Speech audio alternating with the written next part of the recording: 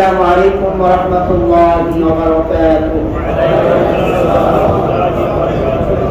الحمد لله رب العالمين. الحمد لله الذي هدانا لهذا وما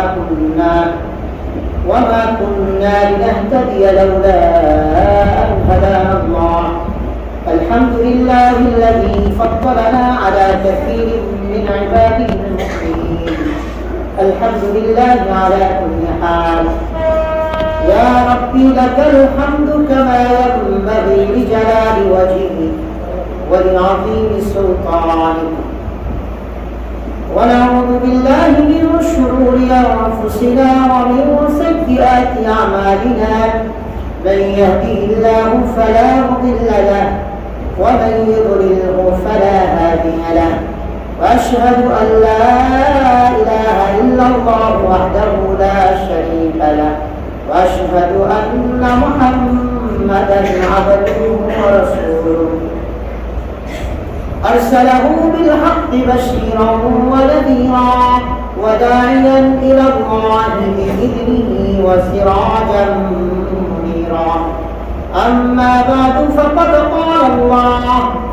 فقد قال الله سبحانه وتعالى في كلامه المجيد والفرقان الحميد. أعوذ بالله من الشيطان الرجيم. بسم الله الرحمن الرحيم. ليس البر أن تولوا وجوهكم قبل المشرق والمغرب ولكن البر من آمن بالله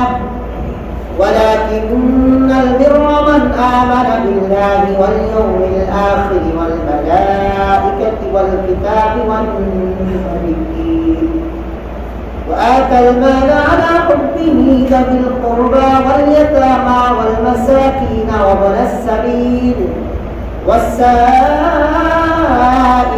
وفي الرقاب وأقام الصلاة وآتى الزكاة والموفون بعهدهم إذا عاهدوا والصابرين في البأساء والضراء وحين البأس. أولئك الذين صدقوا وأولئك هم المتقون. وقال سبحانه وتعالى في موضع آخر: إنما المؤمنون الذين إذا ذكر الله وجلت قلوبهم وإذا تليت عليهم آياته زادتهم إيمانا وعلى ربهم يتوكلون. الذين يقيمون الصلاة ومما رزقناهم ينفقون. أولئك هم المؤمنون حقا. لهم درجات عند ربهم ومغفرة ورزق كريم. آمنت بالله. صدق الله مولانا العظيم وصدق رسوله النبي الكريم ونحن على ذلك لمن الشاهدين والشاكرين والحمد لله رب العالمين. اللهم صل على محمد وعلى آل محمد كما صليت على إبراهيم وعلى آل إبراهيم إنك حميد مجيد. اللهم بارك على محمد وعلى آل محمد كما باركت على إبراهيم وعلى آل إبراهيم إنك حميد مجيد. আলহামদুলিল্লাহ, সকল প্রশংসা সে মহান রব্বুল আলামিনের জন্য, যিনি আমাকে আপনাকে মানুষ হিসেবে সৃজন করেছেন। এর চেয়ে বড় নিয়ামত যে রব আমাদেরকে যা দান করেছেন তা হচ্ছে আমাদেরকে ঈমানের মতো, ইসলামের মতো, কোরআনের মতো নিয়ামত। রব্বুল আলামিনের গোলাম হিসেবে রব আমাদেরকে কবুল করেছেন। এজন্য সে মহান রবের আলিশান দরবারে কালিমাতুশ শুকর আদায় করি আলহামদুলিল্লাহ। মুহতারাম হাজরিন, আমরা তুলনামূলক আলোচনা করছিলাম ঈমান ও ইসলাম সম্পর্কে। গত জুমায় আমরা ঈমান কাকে বলে, ইসলাম কাকে বলে, ঈমান কয়টি বিষয়ের নাম, ইসলাম কয়টি বিষয়ের নাম, এ ব্যাপারে আমরা হাদিসে জিবরিল, যে হাদিসটি বুখারী, মুসলিম এবং সিহহ সিত্তার 6টি সহিহ হাদিস গ্রন্থের মধ্যে এসেছে, আমরা হাদিসে জিবরিল নিয়ে গত জুমায় আমরা আলোচনা করেছিলাম। হাদিসে জিবরিলের একটি মূল শিক্ষা হচ্ছে, 1 নম্বর শিক্ষা হচ্ছে যে যদি আমাদের জানা না থাকে তো আমরা যারা জানে তাদের কাছে কি করব? আল্লাহ কোরআনে বলেছেন ফাসআলু আহলাল যিকর ইন কুনতুম লা তা'লামুন, তোমরা ইলম ওয়ালাদের কাছে জিজ্ঞাসা করো, ইন কুনতুম লা তা'লামুন, যদি তোমরা না জানো, যদি যে বিষয়ে তোমরা অজ্ঞ হও সে বিষয়ে কি করো? ফাসআলু আহলাল যিকর, যারা আহলে যিকর, যারা উলুল ইলম, তাদের কাছে তোমরা জিজ্ঞাসা করে নাও। দুঃখজনক হলেও সত্য, আমরা দুনিয়ার সব ব্যাপারে জিজ্ঞাসা করি, কিন্তু দ্বীনের ব্যাপারে খুব কম জিজ্ঞাসা করি। জিজ্ঞাসা করে কিছু ভাই আছেন মাশাআল্লাহ, অনেক বিষয় জিজ্ঞাসা করে, কিন্তু অধিকাংশ ভাইরা দ্বীনের ব্যাপারে যেটা বুঝেন, উনি যতটুকু বুঝেন কনফিউজ, তারপরে উনি যেটা বুঝেন সেটাই করে, অধিকাংশ দ্বীনের ব্যাপারে। এটা আমাদের গাফলত, আমাদের জাহালত, আমাদের অজ্ঞতা এবং আমাদের টোটালি শয়তানি ধোঁকায় আমরা পড়ে আছি। দ্বীনের ব্যাপারে না জানার পরেও আমরা ধর্মের ব্যাপারে কথা বলতে শুরু করে দিই। এটা দুঃখজনক, আল্লাহ আমাদের হেদায়েত দান করুন। এমনকি এই ধৃষ্টতাও অনেকে দেখায়, আলেম ওলামার সামনে ইসলামের ব্যাখ্যা শুরু করে দেয়। আলেম ওলামার সামনে কি করে? ইসলামের ব্যাখ্যা শুরু করে দেয়। ওনার পাওয়ার দুটা, হয়তো ক্ষমতাধর আর না হলে উনি অর্থবিত্তের মালিক। পাগল এটা বুঝেও না যে ক্ষমতা আর অর্থে থাকার কারণে আমি ইসলাম সব জেনেছি, এরকম নয়। যারা এই বিষয়ে বিশেষজ্ঞ তারা আমার কথাগুলো শুনে হাসে, আমাকে পাগল ছাগল ছাড়া আর কিছু মনে করে না, এটাও বোঝে না। একটা জায়গায় কাজ করতেছি আমি, আলহামদুলিল্লাহ একটা মাদ্রাসার কাজ শুরু করেছি। ইট লাগবে, বালি লাগবে, সিমেন্ট লাগবে। তো আমি একজনকে বললাম যে ভাই, আমি ইট সম্পর্কে আমার কোনো আইডিয়াই নাই, 1 নম্বর ইট কোনটা, 2 নম্বর ইট কোনটা আমি চিনি না। এটা এ ব্যাপারে আমি কোনোদিন কিনতেও যাই নাই, আমি জানিও না। এই কথাটা আমি যে বললাম যে আমি কোনোদিন অভিজ্ঞতাই নিতে চাই না, এটা কি আমি ছোট হয়ে গেলাম? কথা বলেন। বরং শিক্ষিত মানুষ বললে হুজুরের যেটা জানা নেই, হুজুর বলে দিয়েছে ভাই আমার জানা নেই। এটা তো লোকটা যে পরিষ্কার, লোকটার দিন যে ভালো, গোজামিন দিতে জানে না, নিজের ভাব ফুটাইতে জানে না, এটা প্রমাণ বহন করে। লোকটা সাদাসিধে দিন জানে না, তারপরে বলে যে জানি আমি। এটা হচ্ছে মিথ্যুকেরা, যারা জানে না তারপরে বলে আমি সব জানি। অথচ আল্লাহ বলছেন ফাসআলু আহলাল যিকর ইন কুনতুম লা তা'লামুন, যদি তোমরা যারা জানো না, যারা জানে তাদেরকে জিজ্ঞাসা করো। কোরআনে আরেক আয়াতে আল্লাহ বলছেন না জেনে যদি উত্তর দাও তাহলে তুমি তোমার ঠিকানা জাহান্নামে বানিয়ে নিবে। অনেকে পণ্ডিত আছে ইসলাম ধর্ম সম্পর্কে পটাপট বলে দেন, ও কিন্তু কিচ্ছু জানে না।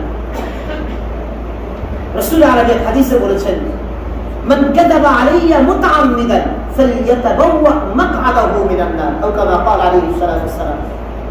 যে ব্যক্তি, আমি রাসূল বলি নাই কিন্তু আমার রেফারেন্সে বলছে রাসূল এটা বলেছেন, অথচ রাসূল এটা বলেন নাই।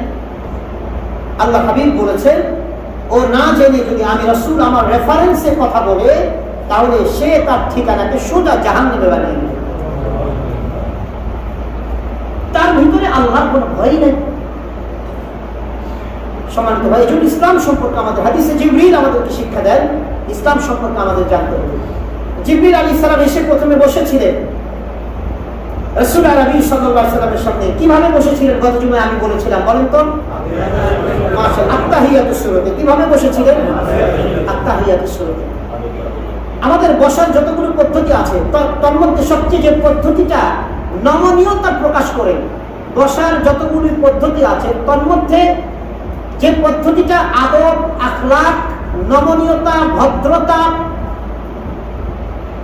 নম্রতা প্রকাশ করে সেই বসার পদ্ধতির নাম কি? আত্তাহিয়াতু সূরাতুল বসা।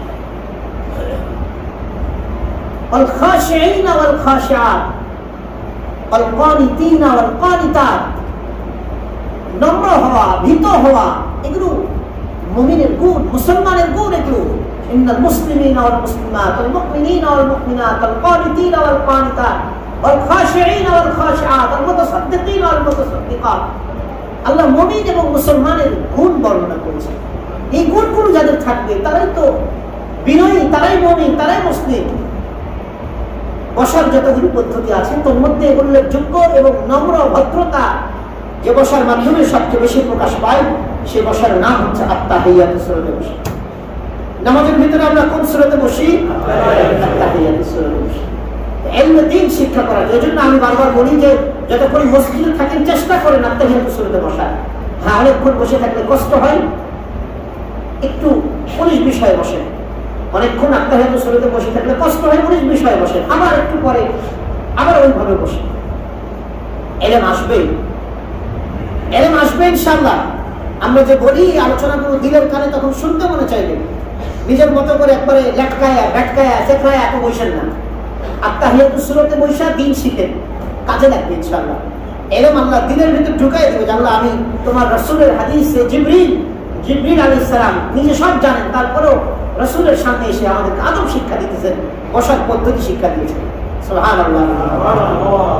মোহতারাম হাজরিন, আমরা গত জুমায় আলোচনা করেছিলাম যে ঈমান কাকে বলে, ইসলাম কাকে বলে। ঈমান 6টি 7টি জিনিসের সমষ্টির নাম, বিশ্বাস করার নাম।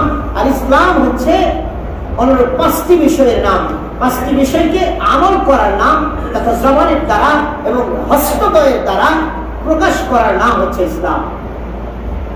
কোন ব্যক্তির কাছে যদি ঈমান এবং ইসলাম, কোন ব্যক্তির কাছে যদি ঈমান এবং ইসলাম এবং ইসলামের আনুষঙ্গিক যত বিষয় আছে সবগুলোকে যখন একসাথে প্রকাশ পাবে, একজন ব্যক্তি পরিপূর্ণভাবে একসাথে নিজে সব আমল করার চেষ্টা করবে, আল্লাহ তাআলা তাকে মুত্তাকির খাতায় নাম উঠে দেবে।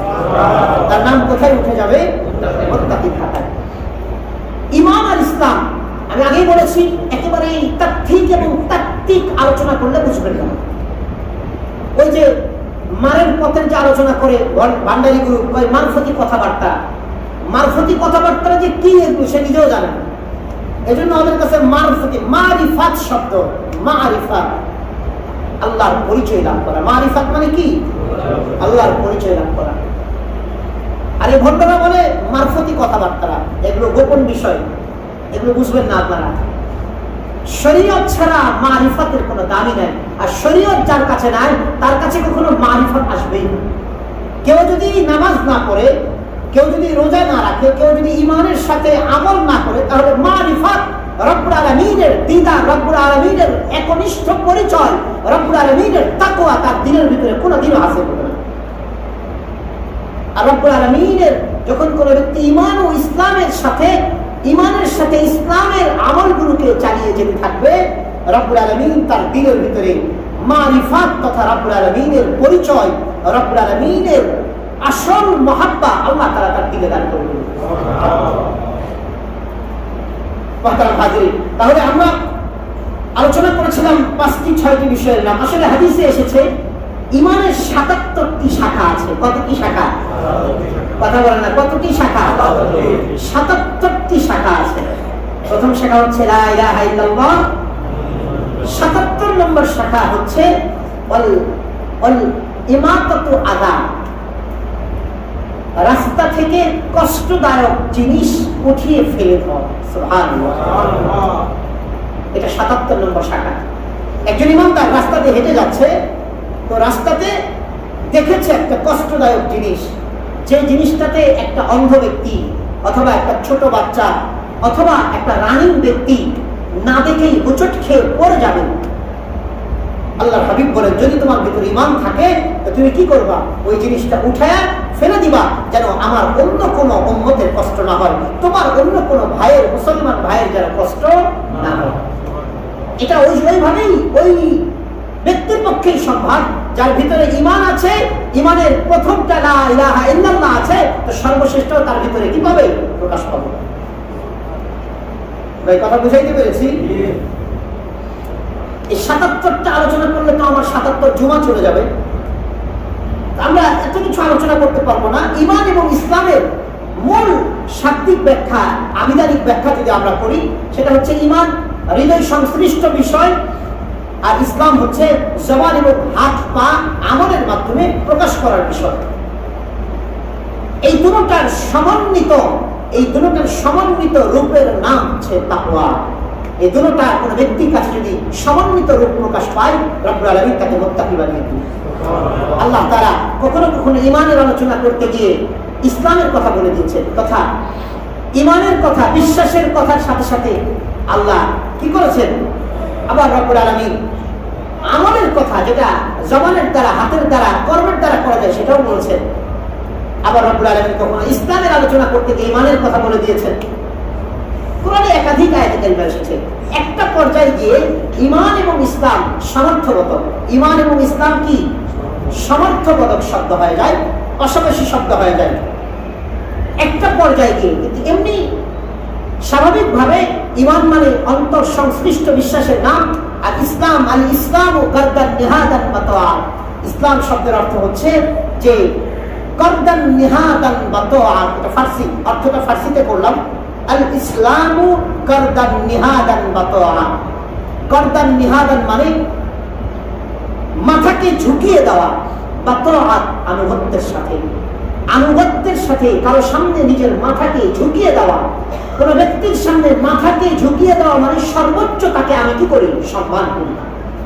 রব্বুল আলামিনের সামনে, রব্বুল আলামিনের ইসলামের যাবতীয় বিষয়গুলোর সামনে, যাবতীয় বিষয়গুলোর ব্যাপারে আনুগত্যের সাথে আমি সবকিছুকে এক কথায় মেনে নেওয়ার নামই হচ্ছে মুসলিম। এজন্য রব্বুল আলামিন কোরআন কারীমে একাধিক জায়গায় ঈমানদারের পরিচয় দিতে গিয়ে রব্বুল আলামিন বিভিন্ন রকমের আলোচনা করেছেন। আল্লাহ তার ঈমানদারের পরিচয় দিতে গিয়ে সূরাতুল আনফালের 2, 3, 4 নম্বর আয়াতে রব্বুল আলামিন মুমিনের 5টি গুণের কথা আলোচনা করেছেন। কোরআনের একাধিক জায়গায় আলোচনা করেছেন। রব্বুল আলামিন যেমন সূরাতুল আনফালের মধ্যে মুমিনের গুণাবলী আলোচনা করেছেন, আমরা একটু আগে আলোচনা করছি, টাচ দিয়ে যাব। আল্লাহ বলছেন, ইন্নামাল মুমিনুনা আল্লাযীনা ইযা যুকিরাল্লাহু ওয়াজিলাত কুলুবুহুম ওয়া ইযা তুলিয়াত আলাইহিম আয়াতুহু যাদাতহুম ঈমানা ওয়া আলা রাব্বিহিম ইয়াতাওয়াক্কালুন আল্লাযীনা ইউকিমুনাস সালাতা ওয়া মিম্মা রাযাকনাহুম ইউনফিকুন উলাইকা হুমুল মুমিনুনা হাক্কান لهم درجات عند ربهم ومغفرة ورزق كريم। আল্লাহ তাআলা রব্বুল আলামিন সূরাতুল আনফালের 2 নম্বর আয়াত, 9 নম্বর পারার 16 নম্বর পৃষ্ঠা রব্বুল আলামিন ঈমানদারের পরিচয় দিতে গিয়ে, মুমিনের পরিচয় দিতে গিয়ে বলেন, মুমিন কাকে বলে জানো? ইন্নামাল মুমিনুনা আল্লাযীনা ইযা যুকিরাল্লাহু ওয়াজিলাত কুলুবুহুম। মুমিন তো তাদেরকে বলা হয় যার সম্মুখে রব্বুল আলামিনের আলোচনা করা হয়, রব্বুল আলামিনের নামের জিকির করা হয়, তার দিলের মধ্যে আমি আল্লাহ, আমার নাম শোনার পরে তার দিলের মধ্যে কপ্পানি চলে আসে, তার দিলের হালত চেঞ্জ হয়ে যায়। আমি আল্লাহ, আমার মহব্বত আর ভীতি তার দিলের ভিতরে প্রভাব ফেলে দেয়। এজন্য আল্লাহর কোন বান্দা আল্লাহওয়ালা কিনা বোঝার জন্য সে ব্যক্তি তার মনের বিপরীত কোন সামনে, তার মনের বিপরীত কোন কার্যক্রম সংঘটিত হয়ে গিয়েছে, নিজের জিদকে মিটাবার চেষ্টা করছে, ঠিক ওই সময় যদি তাকে বলা হয় আল্লাহর ওয়াস্তে করবা না, আর যদি আল্লাহর ওয়াস্তে বলার পরে, আল্লাহর নাম শোনার পরে সে কাজটা সে না করে, বুঝতে হবে সে আল্লাহকে অবশ্যই মহব্বত করে। আল্লাহর নাম শোনার পরে দিলের ভিতরে ভয় চলে আসে, স্ত্রীকে মারতে যাচ্ছে, সন্তানদেরকে প্রহার করতে যাচ্ছে, দিনের বিপরীত কোন কাজ হয়েছে, প্রচন্ড রাগ হয়েছে, আল্লাহর বান্দাকে বলা হলো আল্লাহর রাস্তে করবা না, আল্লাহর দিকে তাকিয়ে ক্ষেন্ত দাও, আল্লাহর জন্য কাজটা করো না। ইমানদার প্রকৃত যদি ইমানদার হয়, আল্লাহর নাম শোনার পরে তার মন যা যাচ্ছে তা আর করবে না। আল্লাহকে সে বেশি ভালোবাসে, তাকেই বলা হয় আল্লাহওয়ালা ইমানদার। রব্বুল আলামিন বলছেন ওয়া ইযা তুলিয়াত আলাইহিম আয়াতুহু যাদাতুহুম ঈমানা ওয়া আলা রাব্বিহিম ইয়াতাওয়াক্কালুন। মুমিন তো তাকে বলা হয়, মুমিনের 2 নম্বর গুণ হবে মুমিনের সম্মুখে কোরআনুল কারীমের তিলাওয়াত করলে তার ঈমান বেড়ে যাবে। মুমিনের সম্মুখে কোরআনুল কারীমের তিলাওয়াত করলে ঈমান বেড়ে যাবে। কিভাবে ঈমান বেড়ে যায় বুঝবে কিভাবে? কোরআনুল কারীমের তিলাওয়াত শুনলে তার ভালো লাগে, আল্লাহ ওয়ালাদের আলোচনা শুনলে তার ভালো লাগে, কোরআনুল কারীমের তাফসীর শুনলে ভালো লাগে। বোঝা যায় তার ভিতরে ঈমান আছে, তার ঈমান বেড়ে যাচ্ছে। ওয়া আলা রাব্বিহিম ইয়াতাওয়াক্কালুন। আর মুমিন সুখে দুঃখে ভরসা করবে কার উপরে? মুমিন সুখ দুঃখ কার পক্ষ থেকে এসেছে খেয়াল করবে। মুমিন সুখে দুঃখে রব্বুল আলামিনের উপরে সর্বোচ্চ ভরসা করবে। এই 3টি গুণ রব্বুল আলামিন সূরাতুল আনফালের 2 নম্বর আয়াতে বলেছেন মুমিনের। 3 নম্বর আয়াতে রব্বুল আলামিন মুমিনের আরো 2টি গুণ বর্ণনা করেছেন। আল্লাযীনা ইয়াকিমুনাস সালাতা ওয়া মিম্মা রাযাকনাহুম ইউনফিকুন।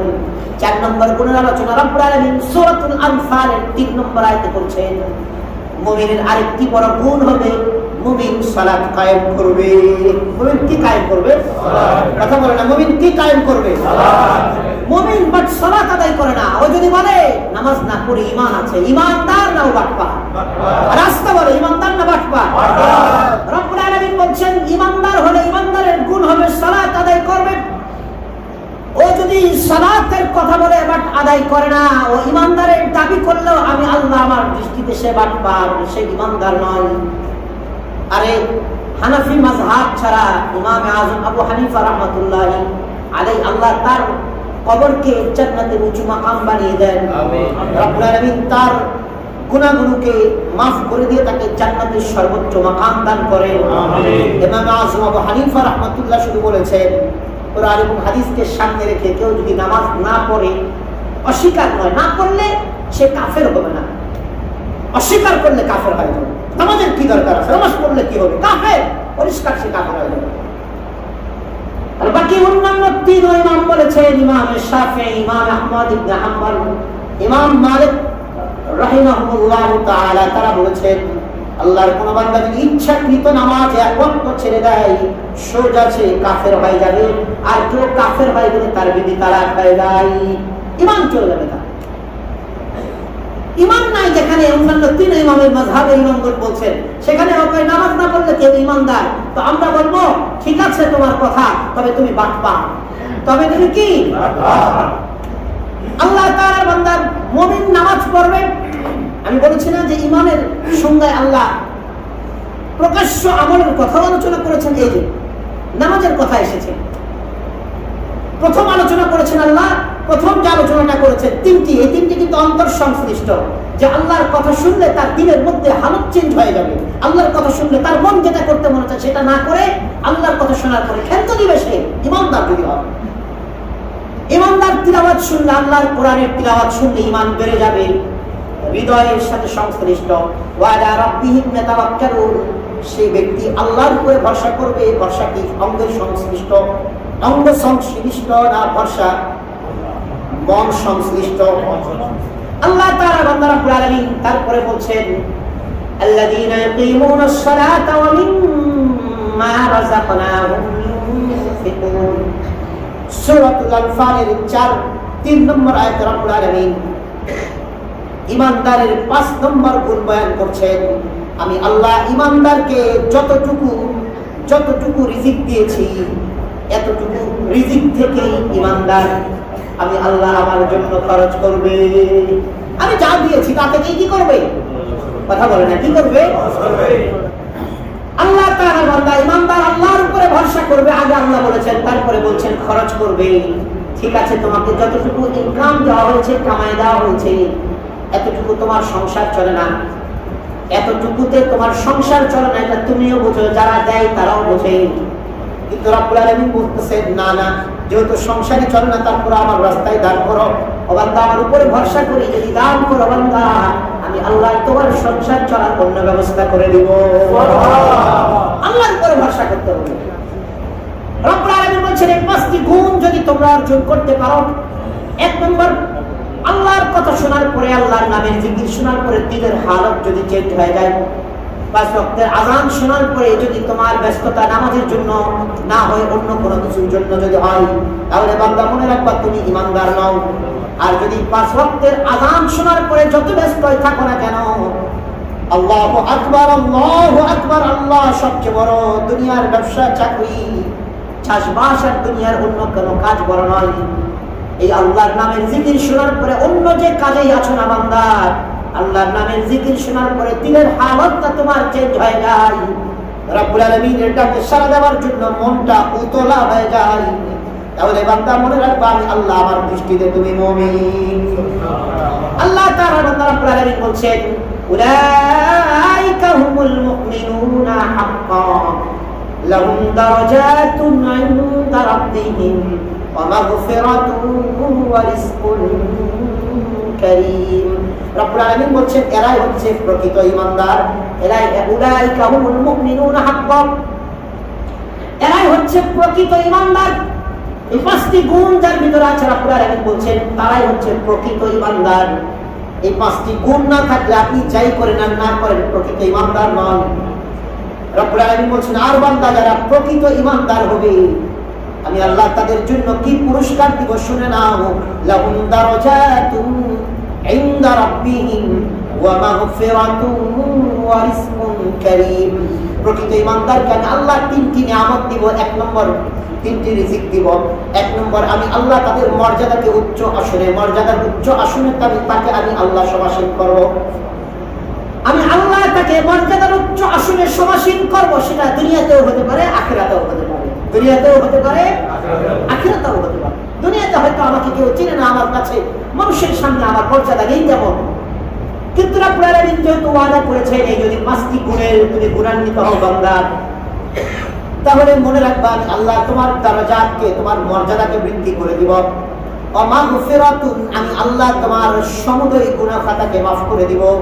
ওয়া রিজকুন কারীম, আর আমি আল্লাহ তোমাকে সম্মানজনক রিজিকের ব্যবস্থা করে দিব। সুবহানাল্লাহ।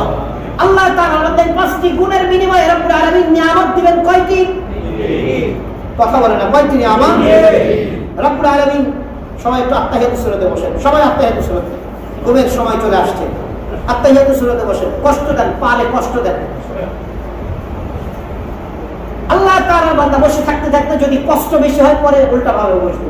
আত্তাহিয়াতুস সুরাতে বসে থাকেন, একটু কষ্ট হোক না, মন যা চাই তাই করবেন, শয়তানকে খুশি করবেন। মন যা চাই তাই করা মানে শয়তানকে খুশি করা। আল্লাহ তাআলার বান্দা রব্বুল আলামিন নামাজের মধ্যে পারতেন না যে বেশি পা লাগা গেলে তোমরা লেখায় লেটকায়া বলবা, 2 জায়গা হয়ে বসবা, আল্লাহ বলতে পারতেন না? হাদিসে আসতে পারতো না এটা? কিন্তু কোনো পদ্ধতি আছে? কথা বলে না, পদ্ধতি আছে? পদ্ধতি নেই। আল্লাহ তাআলার বান্দা রব্বুল আলামিন 5টি গুণ অর্জন করলে 3টি নিয়ামত দান করবেন। 1 নম্বর মর্যাদা বৃদ্ধি করে দিবেন, 2 নম্বর মাগফিরাত দিবেন, 3 নম্বর সম্মানজনক রিজিক দিবেন। রব্বুল আলামিন সম্মানজনক মাগফিরাতটা দুনিয়াতে করবেন, আখিরাতেও করবেন। সম্মানজনক রিজিক রব্বুল আলামিন ঈমানদারদের জন্য রব্বুল আলামিন সম্মানজনক রিজিকের ব্যবস্থা করবেন। সেটা রব্বুল আলামিন দুনিয়াতেও করতে পারেন, আখিরাতেও অবশ্যই করবেন।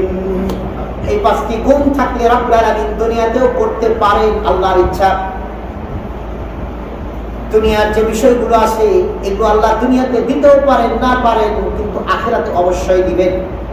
রব্বুল আলামিন দুনিয়াতে, দুনিয়ার সবচেয়ে 2জন নবী সবচেয়ে বেশি গরীব ছিলেন।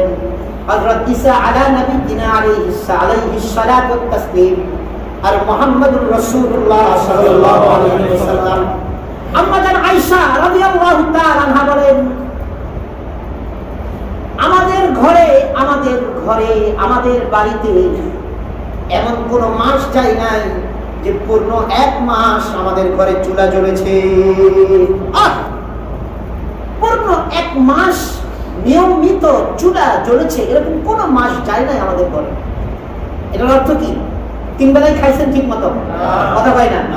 3 বেলা খাওন, 5 বেলা হালকা নাস্তা করে। হালকা নাস্তার মধ্যে তার 7,000 টাকা খরচ হয়ে যায়। এটার অর্থ কি? 1 মাস লাগাতার চুলা জ্বলে নাই। আর আমরা এখানে বুকে হাত দিয়ে হয়তো কেউ বলতে পারবো না যে 1 মাস নয়, একদিন লাগাতার বাসায় থাকা অবস্থায় আবার বউ বাপের বাড়ি বেড়াইতে গেছে 3 মাস থেকে চুলা ধরে নেয়, এটা করেন না। হুজুর বউ বাপের বাড়িতে 3 মাসের জায়গা যায় গেছে গা, আমিও বাড়িতে থাকি না, বাসায় থাকি না, 3 মাস চুলা ধরে নেয়, এটা না। বিবি বাচ্চা নিজে থাকা অবস্থায় 3 বেলা চুলা ধরে না, এরকম ইতিহাস আমাদের ঘরে আছে নাকি? এরকম মানুষ আছে? খুব কম, থাকতে পারে, খুব কম। আল্লাহ তাআলার বান্দা আম্মা জান আয়েশা রাদিয়াল্লাহু তাআলা আনহা বলেন, 1 মাস এমন যায় নাই যে সারা মাস আমাদের ঘরে চুলা জ্বলেছে। রাসূলুল্লাহ সাল্লাল্লাহু আলাইহি ওয়াসাল্লাম ক্ষুধার তাড়নায় ঘর থেকে বেরিয়ে গিয়েছে, ক্ষুধার তাড়নায় সহ্য করতে পারে না, ঘর থেকে বের হয়ে গেছে। দুপুরে প্রচন্ড রোদে ঘর থেকে বেরিয়ে গিয়েছে। কিছুক্ষণ পরে দেখে আবু বকর, কি ব্যাপার আবু বকর, তুমি ঘর থেকে এই সময় বেরিয়ে আসছো? এই সময় তো তুমি বের হয় না আরবে, এই প্রচন্ড রোদের বেলায়। মাথা নিচু করে আছে। আল্লাহর হাবিব বুঝলেন, তোমার নবীকে, আল্লাহ নবীকে যে কারণে বের করেছে ক্ষুধার কারণে, তোমাকেও সেই কারণে মনে হয়, তুমিও সেই কারণে বেরিয়ে গেছো। একটু বড় দেখেন ওমর রাদিয়াল্লাহু তাআলা, তিনিও বেরিয়ে গেছেন। আল্লাহু আকবার, ক্ষুধার কারণে পৃথিবীর শ্রেষ্ঠ মানুষগুলোকে আল্লাহ বের করেছেন ঘর থেকে। আল্লাহর হাবিব সরকারে দু জাহান নবী মুহাম্মদ আরবি সাল্লাল্লাহু আলাইহি ওয়াসাল্লাম সারা জীবন দোয়া করেছেন, আল্লাহুম্মা আহিনি মিসকিনা ওয়া আমিতনি মিসকিনা ওয়াহশুরনি সুমরাতাল মাসাকিন। আল্লাহ আমাকে গরীবী হালতে দুনিয়াতে জীবন যাপন করায়ো, মৃত্যু যখন দিবা আল্লাহ আমাকে গরীব অবস্থায় মৃত্যু দিও। রব্বুল আলামিন কিয়ামতের দিন আমাকে যখন তুমি উঠাবা, তখন রাজা বাদশা আর ধনাঢ্যশালী আর কোটিপতিদের কাতারে উঠায় না, ওয়াহশুরনি সুমরাতাল মাসাকিন, মিসকিনদের কাতারে আমি রাসূল আমাকে উঠিও। মিসকিনদের কাতারে উঠায় না, মিসকিনদের কাতারে উঠাইতে বলছেন, আর দেওয়া হবে সর্বোচ্চ জান্নাত। আল্লাহু আকবার, কোথায় তার ক্ষতি কোথায়? আল্লাহ তাআলা বান্দা ইমানদারদের আল্লাহ রিজিক দিবেন, তবে কাউকে দুনিয়াতে দিবেন। যদি দুনিয়াতে না দেওয়া হয়, এটা আল্লাহ তাআলা ষোলো কলাই পূর্ণ করে আখিরাতে দিবেন। আল্লাহ তাআলা বান্দা রব্বুল আলামিন ইমানদারের আলোচনা কোরআনুল কারীমে আরো করেছেন সূরাতুত তাওবার 78 নম্বর আয়াত, 10 নম্বর পারার 5 নম্বর পৃষ্ঠা রব্বুল আলামিন বলছেন ইমানদারের গুণ আরো কি হবে শোনো। ইন্নাল্লাযীনা আমানু ওয়া হাজারু ওয়া জাহাদু ফি সাবিলিল্লাহ ওয়াল্লাযীনা আওয়াউ ওয়া নাসারু উলাইকা হুমুল মুমিনুনা হাক্কান লাহুম মাগফিরাতুন ওয়া রিজকুন কারীম। আল্লাহ তাআলা বলছেন ইন্নাল্লাযীনা আমানু, নিশ্চয় ইমানদার কাকে বলে শোনো, নিশ্চয় ইমানদার তাদেরকে বলা হয় ইন্নাল্লাযীনা আমানু, যারা ঈমান এনেছে, ওয়াল্লাযীনা হাজারু, হিজরত করেছে রব্বুল আলামিনের জন্য। যারা হিজরত করেছে আল্লাহর জন্য, ঈমান এবং আমলকে রক্ষার জন্য, দেশ ত্যাগ করেছে, নিজের এলাকা ছেড়েছে, নিজের ঘর ছেড়েছে, বাড়ি ছেড়েছে, এলাকা ছেড়েছে, দেশ ছেড়েছে, ঈমান এবং আমলকে ঠিক রাখার জন্য। হিজরতের 1 নম্বর অর্থ এটা। যেমন আমাদের রোহিঙ্গা ভাইয়েরা যদি আশ্রয়ের জন্য বাংলাদেশে না এসে, যারা ঈমান এবং আমল রক্ষার জন্য নিজের বাড়ি ঘর দেশ ত্যাগ করে বাংলাদেশে আসে ঈমান এবং আমল রক্ষার জন্য, তাহলে তারা আল্লাহর পরিভাষায়, কোরআনের ভাষায় তারা মুহাজির, হিজরত করে এসেছে।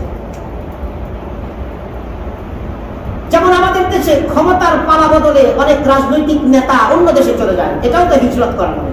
হিজরত করা মানে এক জায়গা থেকে আরেক জায়গায় চলে যাওয়া।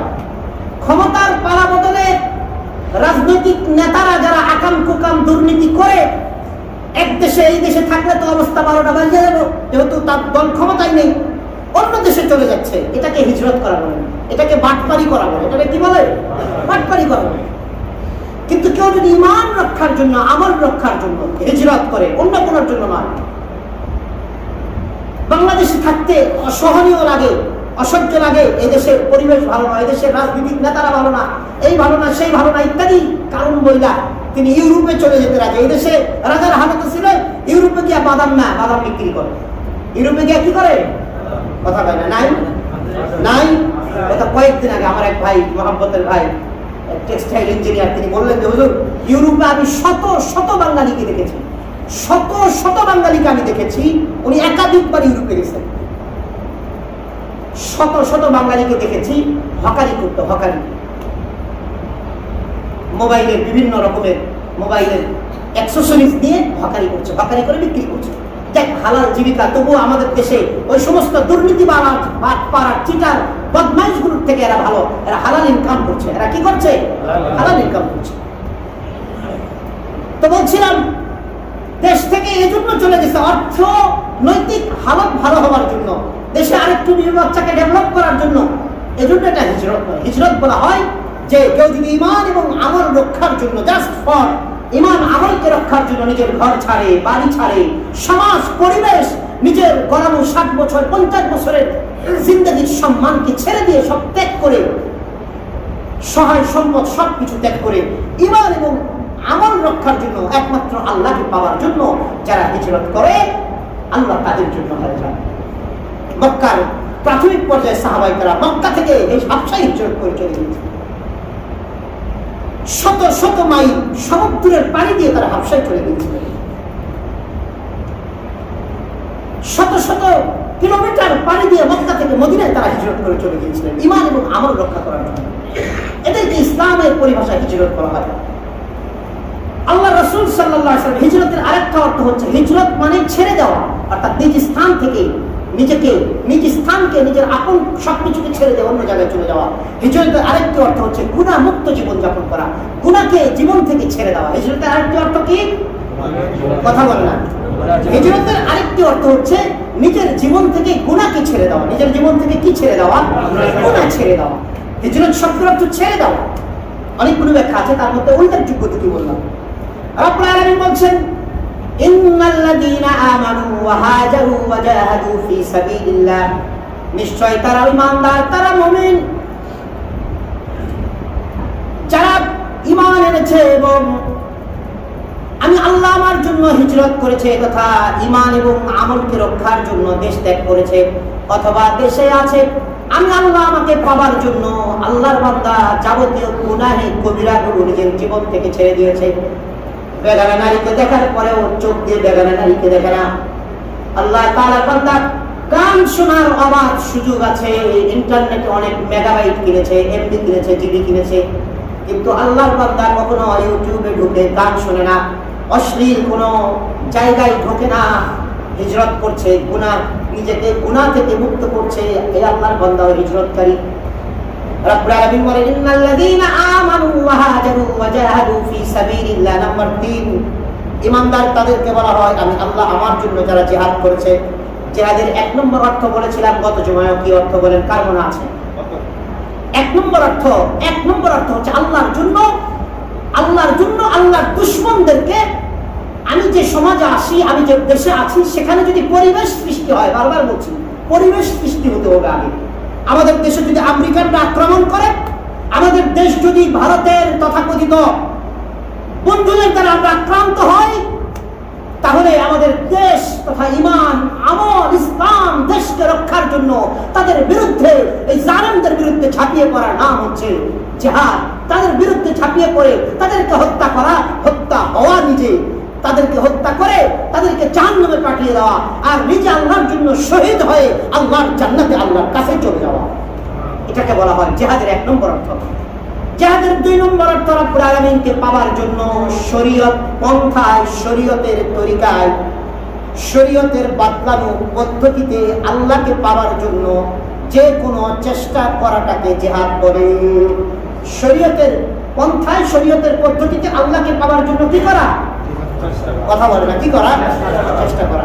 একজন ভাই তার যৌনতাকে কন্ট্রোল করার জন্য, যৌনতাকে হেফাজতের জন্য তিনি বিবাহ করার জন্য খুঁজতেছেন, বিবাহ করার জন্য পাত্রী খুঁজতেছেন আল্লাহর বান্দা, তাহলে কি হবে? এটাও এক ধরনের জিহাদ হয়ে যাবে। এটা এক ধরনের কি হবে? এটা জাস্ট একটা এক্সাম্পল দিতেছি। তো বিবাহ করাটা শরীয়ত পদ্ধতিতে যদি উনি চান, শরীয়ত পদ্ধতিতে, শরীয়ত বিবাহ করার একটা পদ্ধতি বলে দিয়েছেন না শরীয়ত, প্রস্তাব দেওয়া, তারপরে রাজি হলে কবুলের মাধ্যমে, দুজন সাক্ষীর মাধ্যমে কবুল করে এই যে বিয়ে করা, কেন করার নিয়ত করেছে? যে আমার যৌনতাকে যেন আমি কন্ট্রোল করতে পারি, আমি আল্লাহকে খুশি করব। আর কেউ যৌনতাকে কন্ট্রোল করার নামে সে চিন্তা করছে বিয়ে করব, তবে আমি আগে একটু প্রেম করে নিই, আগে একটু লিভিং টুগেদার করে নিই, আগে একটু বেড পার্টনার বানিয়ে নেই। যারা 55 আইটেম ধরে, এরকম আর কি, কথা বোঝেন না? অনেকে তো এক একজন 55 আইটেম, এই 55 হিসাবে আসছে 55টা আইটেম, 55টা মেয়ের সাথে সে জিনা করছে। আরেকজন 250 মেয়ের সাথে জিনা করছে, পরিচালক একজন। এগুলো খারাপ উপরে জামিন পাওয়া যায়। আর মাওলানারা, আল্লাহর ওলিরা, আলেমরা এরা আর জামিন পায় না। এই দেশের কি উকিলরাই মনে হয় সব খারাপ, কারণ এরা কি করে না, মেহনত করে। বাকিরা সবাই ভালো আছে, এর উপরে যারা আছে তারা ভালো ছিল। আল্লাহ হেদায়েত দান করুন। আরে জোরে বলেন হেদায়েত দান করুন। আর হেদায়েত না থাকলে জালেমদেরকে আল্লাহ নেস্তেনাবুদ করে দেয়। আরে জোরে বলেন আমিন। জালেমদেরকে, যারা মানুষের জান মাল ইজ্জত নিয়ে টানা হেচড়া করে, রব তাদেরকে হেদায়েত দাও তুমি। রব তাদেরকে হেদায়েত দাও। রব তাদেরকে হেদায়েত দাও। আর যারা মানুষের, মুসলমানের জান মাল সম্মান নিয়ে টানা হেচড়া করে, যদি হেদায়েত না থাকে, রব তাদেরকে কুত্তা শিয়ালের মতো হত্যা করো আল্লাহ। তাদেরকে কুত্তা শিয়ালের মতো নাস্তানাবুদ করে দাও আল্লাহ। তাদেরকে হত্যা করে আমাদের দিলটাকে শান্ত করে দাও। এই জালেমরা মানুষের ইজ্জত নিয়ে টানা হেচড়া করছে, মানুষের জানমাল নিয়ে টানা হেচড়া। একটু ভয় লাগে না আল্লাহর জন্য? যারা টানা হেচড়া করছে আল্লাহ তাদেরকে ধ্বংস করে দেবে, কারো গায়ে লাগায় না। যারা জালেম তাদের পক্ষে কারা কারা আছেন হাত উঠান। এই জালেমদের পক্ষে একজন আছে, আর কেউ নাই। জালেমদের পক্ষে কারা কারা আছেন হাত উঠান। আরে জালেমের পক্ষে কেউ আছেন? মাজলুমের পক্ষে কারা কারা আছেন? আল্লাহু আকবার বলেন। মাজলুমের পক্ষে আছেন তো? আল্লাহ আমাদেরকে মৃত্যু পর্যন্ত মাজলুমের পক্ষে রাখে। জালেমদের পক্ষ দিবেন না, নিজে জালেম হবেন না, নিজে জালেম হব না, জালেমের পক্ষ সমর্থন করবো না ইনশাআল্লাহ। মনে থাকবে তো ইনশাআল্লাহ? আল্লাহ তৌফিক দান করুন। আমিন। আল্লাহ তাআলার বান্দা রব্বুল আলামিন বলছেন, ইন্নাল্লাযীনা আমানু ওয়া হাজারু ওয়া জাহাদু ফি সাবিলিল্লাহ। আল্লাহ তাআলার বান্দা হিজরত করে গুনাহমুক্ত থাকার চেষ্টা করে। ওয়াল্লাযীনা আওয়াউ ওয়া নাসরু, এই আয়াতে কারিমার মধ্যে 3 নম্বর বলছেন আওয়াউ ওয়া নাসরু। আল্লাহ তাআলার বান্দা মানুষকে আশ্রয় দেয়, বস্ত্রহীনকে বস্ত্রই দেয়, বাসস্থানহীনকে বাসস্থান করে দেয়। মাশাআল্লাহ, আমাদের প্রধানমন্ত্রী অনেক এলাকাতে কি করেছেন? অনেক কথা বলে না, বাসস্থানহীনদেরকে কি করেছেন? বাসস্থান করে দিয়েছেন। কিন্তু যে বাটপাট ঠিকাদাররা আবার এদের ঘর এমন দুর্বল করে করছে যে ঘরে ওঠার আগেই ঘর ফাটটা চৌচির হয়ে গেছে। আমাদের মাননীয় প্রধানমন্ত্রী আল্লাহ তার নেক হায়াত বাড়িয়ে দেন, নেক হায়াত বাড়িয়ে দেন। কি হায়াত? প্রতিটা মানুষের আল্লাহ নেক হায়াত বাড়িয়ে দেন।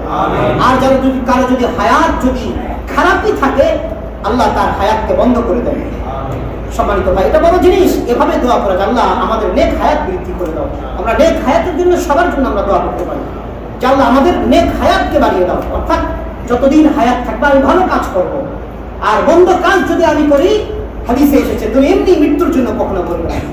তুমি এভাবে দোয়া করো, আল্লাহ যতদিন আমি নিজের জন্য, সমাজের মানুষের জন্য ভালো কিছু করি, ততদিন পর্যন্ত আমাকে হায়াতে রাখো। যখন থেকে নিজের জন্য বা সমাজের মানুষের জন্য আমি মন্দ হয়ে দাঁড়াবো, খারাপ কিছু করব, সেদিন আমার হায়াতকে কি করে দাও? বন্ধ করে দাও। তো যাক বলছিলাম, আল্লাযীনা আওয়াউ, আল্লাহ বলছেন মানুষকে আশ্রয় দেওয়া, আশ্রয়হীনদেরকে আশ্রয়ের ব্যবস্থা করে দেওয়া। আমাদের মাননীয় প্রধানমন্ত্রী দেশের অনেক জায়গাতে আশ্রয়হীনদেরকে কি করেছে? আশ্রয়ের ব্যবস্থা করে দিয়েছে। তারপর আল্লাহ বলছেন ওয়ানাসরু, ইমানদারের একটা গুণ হবে মানুষকে সাহায্য করবে। কি করবে? সাহায্য করবে। এখানে এই আয়াতে কারিমার মধ্যে 4টি গুণের কথা ইমানদারের বলছেন। রব্বুল আলামিন বলছেন উলাইকা হুমুল মুমিনুনা হাক্কা লাহুম মাগফিরাতুন ওয়া রিজকুন কারীম। এরাই হচ্ছে প্রকৃত ঈমানদার। আল্লাহু আকবার। রব্বুল আলামিন বলছেন লাহুম মাগফিরাতুন ওয়া রিজকুন কারীম। আর আমি আল্লাহ তাদের জন্য সম্মানজনক, আমি আল্লাহ তাদের জন্য মাগফিরাত, ক্ষমা এবং সম্মানজনক রিজিকের ব্যবস্থা করে রেখেছি। ঈমানদারের পরিচয় আল্লাহ কোরআনে একাধিক জায়গায় বলেছেন। মুমিন কাকে বলে?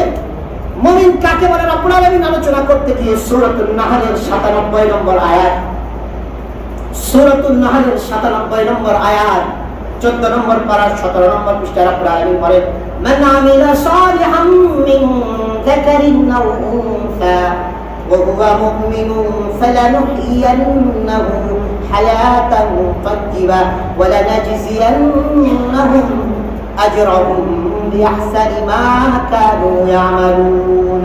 রব্বুল আলামিন সূরাতুন নাহল 97 নম্বর আয়াত 14 নম্বর পারার 17 নম্বর পৃষ্ঠা রব্বুল আলামিন বলেন, বান্দা মুমিন কাকে বলে জানো?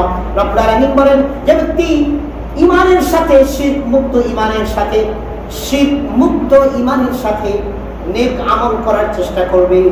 মান আমিলা সালিহাম মিন যাকারিন আও উনসা ওয়া হুয়া মুমিন। শিরক মুক্ত ঈমানের সাথে যে ব্যক্তি নেক আমলের চেষ্টা করবে, চাই সে নারী হোক চাই পুরুষ হোক, আমি আল্লাহ তার ব্যাপারে বলছি, সাক্ষ্য দিতেছি, আমি আল্লাহ তার ব্যাপারে সার্টিফাই করছি, সে ব্যক্তি হচ্ছে মুমিন। এই আয়াতে মুমিনের পুরস্কার কি দিবেন? রব্বুল আলামিন বলেন ফালানুহইয়ান্নাহু হায়াতান তাইয়্যিবা। আমি আল্লাহ এই সমস্ত মুমিনদেরকে পবিত্র জীবন আমি আল্লাহ দান করে দিব। পবিত্র জীবন দিব, সুখময় পবিত্র জীবন। কারণ জীবন যদি পবিত্র হয় এর চেয়ে কিছু বেশি লাগে না সম্মানিত ভাই। নেক আমল করতে হবে, আর যদি নেক আমল নেওয়ালা না হয় তাহলে কি হবে? যদি নবীর পুত্র হয় রব্বুল আলামিন সেই নবীর পুত্র যদি ইন্নাহু আমালুন গায়রু সালিহ। নূহ আলাইহিস সালাম যখন আল্লাহ তাআলার হুকুমে ওই কিস্তি বানিয়ে যখন ঈমানদারকে আহ্বান করলেন, তার সমাজের লোকজনদেরকে আহ্বান করলেন, ওয়াকালা রকাবু ফিহা বিসমিল্লাহি মাজরিহা ওয়া মুরসাহা ইন্না রাব্বী লাগফুরুর রাহিম ওয়া হিয়া তাজরি বিহিম ফি মাওজিন কাল জিবাল ওয়া নাদা নূহুন ইবনাহু وكان في معزل يا بني اركب معنا ولا تكن مع الكافرين। আল্লাহ তাআলা বান্দা রব্বুল আলামিন বলেন নূহ আলাইহিস সালাম আল্লাহ আমার হুকুমে আমার নাম নিয়ে যখন সেই ঈমানদারদের ওই কিস্তিটা ছেড়ে দিল, কিস্তি ছেড়ে দেওয়ার পরে তার একজন পুত্র ছিল নবীর পুত্র ঈমানদার। নবীর পুত্র ঈমানদার হওয়ার স্বাভাবিকভাবেই কথা ছিল। নবীর পুত্র ঈমান ছিল না, গায়রে ঈমানদার। নূহ আলাইহিস সালাম তার পুত্রকে বলছেন ইয়া নূহ ক্বালা নূহ। নূহ আলাইহিস সালামের ব্যাপারে রব্বুল আলামিন বলেন কানা মা ফি মাযিলিন ইয়া বুনাইয়া কাম মানা ওয়া লা তাকুম মা'আল কাফিরিন। তার সন্তান কেনানকে বলছে, ও আমার কেনান, হে আমার বৎস, হে আমার সন্তান, তুমি এই কিস্তির মধ্যে নৌকার মধ্যে তুমি আরোহণ করো। আল্লাহ তাআলার বান্দা নিরাপদ নৌকা হলে কি করা যায়? কথা বলে না। নৌকা যদি নিরাপদ হয়, ঈমানদারদের হয়, আরোহণ করা যায়।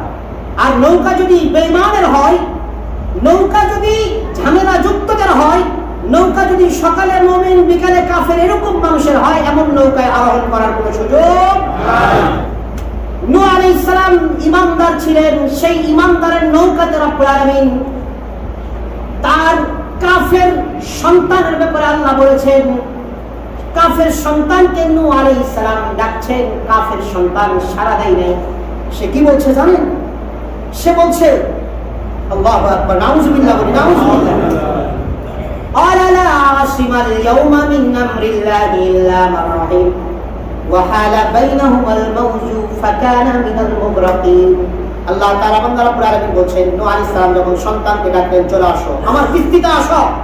সূরাত হুদ আলোচনা করে দেখবেন 42, 43, 44, 45 নম্বর আয়াতে নূহ আলাইহিস সালাম তার সন্তানকে ডাকলেন। সন্তান বলছে, বাবা আমাকে ছেড়ে দাও, আমি এই বড় একটা পাহাড় আছে, ওই পাহাড়ে আমাকে বাঁচাবে, আমি পাহাড়ে উঠবো। আল্লাহ তাআলা এই গাধাটাকে আবার স্পেশাল কিছু ক্ষমতা দিয়েছিলেন। এই গাধা এত বড় ছিল, এত লম্বা ছিল যে সমুদ্র থেকে বর্ণনা এসেছে, সমুদ্র থেকে মাছ ধরে সূর্যের দিকে ধইরা কি করতো? সিদ্ধ করতো, কইরা খায় ফেলতো। আল্লাহু আকবার। সে মনে করছে যে আমি তো বিশাল বড় লম্বা আছি, আমার একটা পাহাড় আছে, এই পাহাড়ের উপর আরোহণ করলে আমি আরো লম্বা হয়ে যাবো। আল্লাহর রব্বুল আলামিনের অথবা এই তথাকথিত নাস্তিকরা যেটা বলে আর কি, প্রাকৃতিক ভাবে যে বন্যা আসছে, বন্যা আমার কিছুই করতে পারবে না। নূহ আলাইহিস সালাম এটা বলছেন, তোমার বন্যা আমার কিছু করতে পারবে না। নূহ আলাইহিস সালাম বলছেন, বেটা আল্লাহর রহমত ছাড়া আজকে আল্লাহ কাউকে বাঁচাবে না, তুমি আসো নৌকায় আসো। তখন রব্বুল আলামিন বললেন قيل يا نوح اهبط بسلام منا وبركات عليك وعلى أمم ممن معك উমামুন সানুমাত্তিউহুম সুম্মা ইয়ামাসসুহুম মিন্না আযাবুন আলীম। আল্লাহ তাআলা বান্দা রাব্বুল আলামিন নূহ আলাইহিস সালাম ডাকার পরে তার সন্তান বললেন, আমি লম্বা আছি, আমি বড় আছি, আমি পাহাড়ে উঠব। নূহ আলাইহিস সালাম বললেন, না, তোমার পাহাড়, তোমার আজকে কোনো কিছু তোমাকে বাঁচাইতে পারবে না। রব্বুল আলামিন ছাড়া আজকে দুনিয়াতে এই নৌকায় আরোহণকারী ছাড়া আর কেউ বাঁচবে না, অতএব তুমি চলে আসো।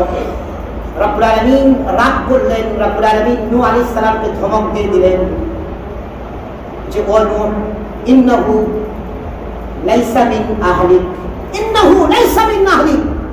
নূহ আলাইহিস সালাম বলছেন, আল্লাহ কেন, তো আমার সন্তান তো আমার পরিবার। আল্লাহ বলছেন, ইন্নাহু লাইসা মিন আহলিক, না, সে তোমার পরিবারের নয়। বেঈমান কাফের কোন ইমানদারের কোন নবীর পরিবারের হতে পারে না। কেন নবীর পরিবারের নয়? ইন্নাহু আমালুন গায়রু সালিহ, সে নেক আমলকারী ছিল না। সে কি আমলকারী ছিল না? সবাই বলেন, কি আমলকারী ছিল না? আমার পদ, আমার পদবি, আমার অর্থ, আমার ক্ষমতা কোন কিছুকে আল্লাহর সামনে মাফ করাইতে পারবে না যদি নেক আমল আর ঈমান না থাকে। আল্লাহ পরিষ্কার করে বলছে, ইন্নাহু আমালুন গায়রু সালিহ, সে নেক আমলকারী নয়। অতএব লাইসা মিন আহলিক, ও নূহ, তুমি ঈমানদার, তোমার পরিবারের সে নয়। অতএব সম্মানিত ভাই, আল্লাহ ঈমানদারের পরিচয় দিতে গিয়ে বলছেন, মানে আমিলা সালিহাম মিন যাকারিন আও উনসা ওয়া হুয়া মুমিন। ঈমানদার তো তাকেই বলা হয় যে ঈমানের সাথে নেক আমল করে, আমি আল্লাহ তাকেই মুমিন বলে স্বীকৃতি দিলাম। ঈমানদার এবং ইসলামের ব্যাপারে আরো অনেকগুলো আলোচনা এসেছে কোরআনে, আমরা আগামী জুমাতে আলোচনা করার চেষ্টা করব। সম্মানিত ভাই, আজকে এই পর্যন্তই থাক।